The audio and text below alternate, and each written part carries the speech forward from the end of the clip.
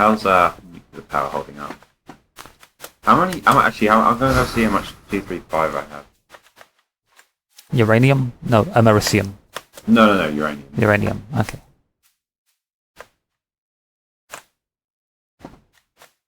There should actually be an add-on to get like more nuclear isotopes and actually like make the reaction thingy more You know there's going to be a DLC, right? Is that? Yeah. Oh, cool. Is it like to do with radioactivity and like reactors? Don't think they actually said anything about it much. They showed some like sketches. There was some alien with like a big brain or something. You know, it's actually really easy to make a nuclear bomb. It is? It's just an uncontrolled nuclear reaction, really, isn't it? Yeah, it's so easy to make a nuke. Just tons of neutrons everywhere, Mm-hmm. starting a new decay, which produces more neutrons, which produces more decays, which produces more neutrons, etc., etc., and it just kind of like blows up. Really is that easy? And then if you want a controlled nuclear reaction, then you get a nuclear power plant. And you use boron rods to keep it in check. Yep.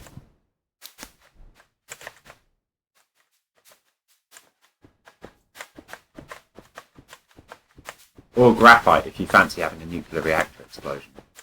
No, I'm kidding. That wasn't the main. Well, it was one of the factors. Ooh, I was about to get run over by a train. It was one of the factors, but not the main factor in Chernobyl. No, apparently, like Chernobyl, they were actually they deliberately they were trying to simulate what would happen if a reactor shut down. Yeah. But they shut down the reactor wrong, and then it blew up. Yeah. So with Chernobyl, I did my like backlog thing on this. With Chernobyl, what kind of happened is so they had to do a test, and this test was based around. In a nutshell, it was basically trying to see,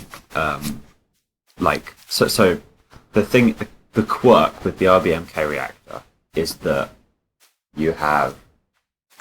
it's a different kind of reaction, and it takes a while for it to cool down. So once you've like lowered all the control rods, it still takes a while for the reaction to kind of chill out and stop reacting. But the thing is that during that time it's still producing power, and thus it's still producing heat. So, and since there was it's still producing heat but no power, so they had to get an external generator to provide cooling for it during this time.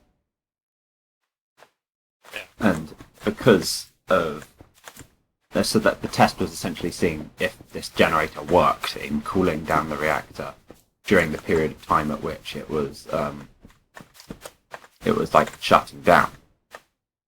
And actually, I could get my paper up in this. You wrote a paper on it? I wrote a short paper on it, yeah. Nice. Word Online. I'm down. I never wrote any papers. You still call me Superman. Okay, Packball.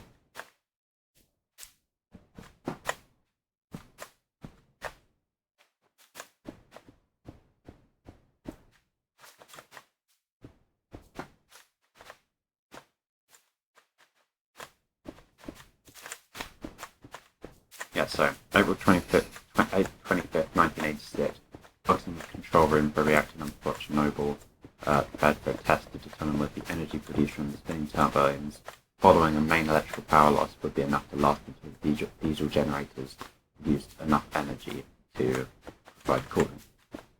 Mm-hmm. The reactor was going to be shut down for maintenance at this time anyway, so they planned to do the tests to the reactor to shut down for maintenance. 1, 2, 3, 4. Let's skip forward.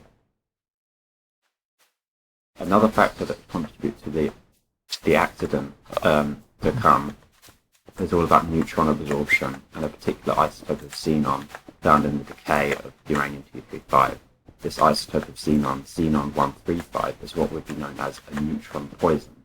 This means that xenon-135 can absorb many neutrons, which would otherwise be sustaining the reaction.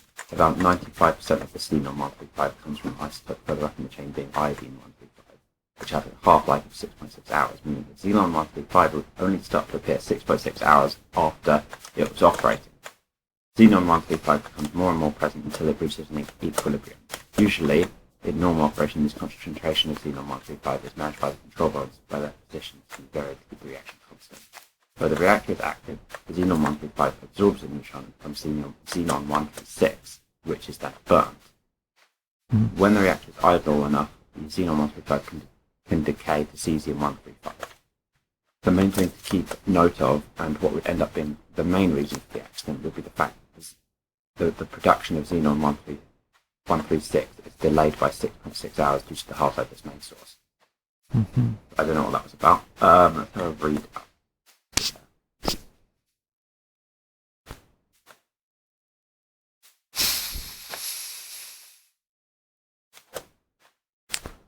The question is, Yes, what? so essentially what they got happened? into the xenon pit, which is like where this xenon poisoning starts to happen, and basically they have no neutrons and can't sustain the reaction. So what they did was they, banking on the fact that they can just hit the emergency power shutdown switch, they were banking on that. So they raised all the control rods completely to try to bring the power up to complete the test. And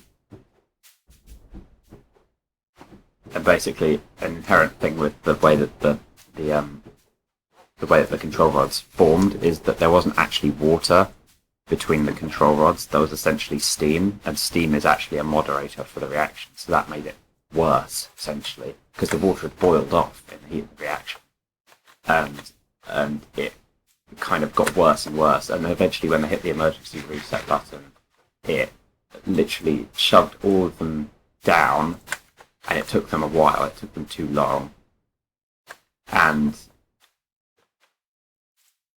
yeah, it kind of just exploded for some reason. I'm right, if you want, I don't know. Yeah. Upload it in the physics channel. Yeah. Oh, yeah, that's a good idea, actually.